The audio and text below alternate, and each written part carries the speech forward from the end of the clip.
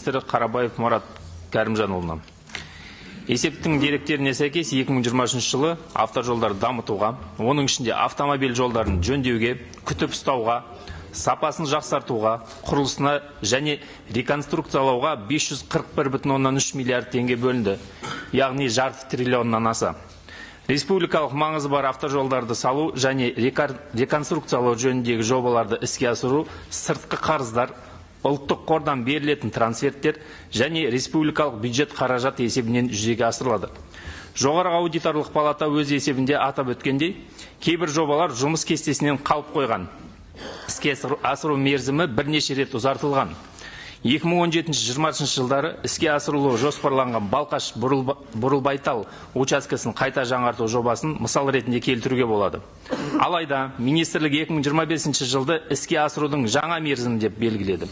Ұлттық қордан нысаналы трансферт түрінде де мол қаражат бөлінеді. Мәселен, 11 жобаны іске асырушы шамамен 36 миллиард теңге бөлінді. Оларды игеру бойынша да проблемалар бар.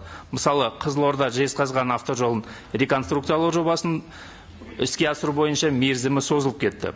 Осыған байланысты қаражаттың, оның ішінде қарыз қаражаттың уақытылы игеріміне не себеп болды? Жобаларды іске асыру мерзімін бірнеше рет ұзартуға байланысты олардың құны қаншалықты өсті және сапасыз салынған жолдарды қайта жөндеуге қаражатты тағы да бюджеттен немесе сыртқы қарыздардан аламыз ба, немесе әлде осы салған адамдар өз қаражатынан сол жолдарды жаңартады ма? Соған жауап берсеңіз. Көлік министрі Марат Кәрімжанұлы, жауап беріңіз депутаттың сұрағына. Рахмет көп сұрағыңызға, құрметті Ержан Алмабекұлы. Жалпы, бізде бірнеше ірі инфрақұрылымдық жобалардың іске қосу мерзімі ұзартылған фактілер болған. Оларға бірнеше себептер болған. Мысалы, сіз атап отырған осы Балқаш Бурылбайтал жолына тоқталатын болсақ, ол жол Дүниежүзілік банкі тарапынан қаржыландырды. Және сол банктың конкурс рәсімдеріне сәйкес ол жақта конкурс өткізілді. 2019 жылы жеңімпаз ретінде 2 шетелдің компаниясы айқындалды. Өкінішке орай, осы 2 шетелдің компаниясы 2 жыл бұрын 21 жылға дейін ешқандай жұмыс атқарған жоқ.